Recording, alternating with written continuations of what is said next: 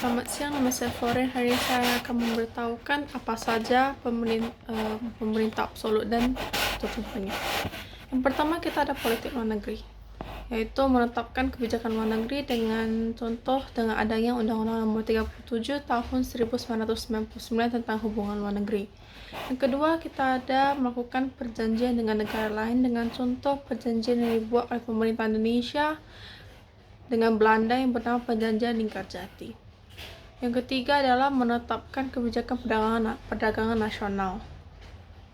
Dengan contoh seperti menetapkan tarif bea cukai, subsidi, kuota, dan larangan ekspor dan impor. Yang kedua adalah pertahanan. Kita ada mengatakan damai dan perang. Dengan contoh Jokowi mengatakan perang terhadap bandar narkoba. Yang kedua, kita ada menetapkan kebijakan untuk wajib militer. Dengan contoh adanya surat edaran Menteri Pendayagunaan Aparatur Negara dan Informasi Birokrasi atau PANRB nomor 27 tahun 2021 yang memberitahukan bahwa ASN diharapkan ke wajib militer sebagai wujud bela negeri. Yang ketiga ada mendirikan dan membentuk angkatan senjata dengan adanya keputusan Presiden Republik Indonesia nomor 60 tahun 1983 tentang pokok-pokok dan susunan organisasi angkatan bersenjata Republik Indonesia. Yang ketiga, kita ada keamanan. Contohnya adalah menetapkan kebijakan keamanan nasional dengan contoh adanya Undang-Undang Republik Indonesia nomor 3 tahun 2002 tentang pertahanan negara.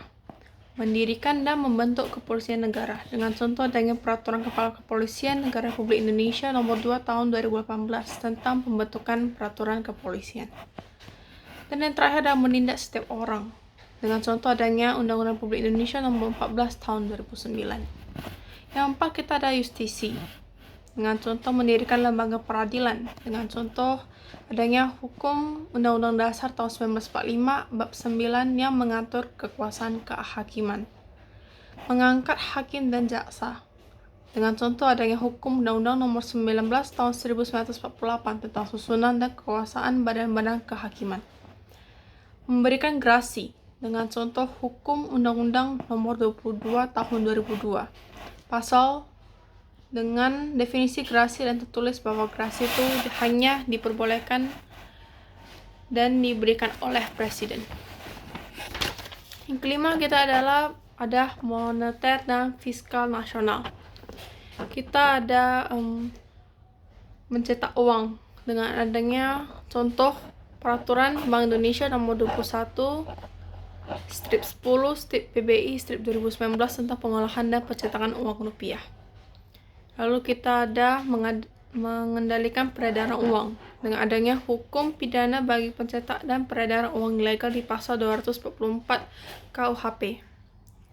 Mencetak nilai atau mata uang dengan adanya hukum Undang-Undang Republik Indonesia nomor 7 tahun 2011 tentang mata uang.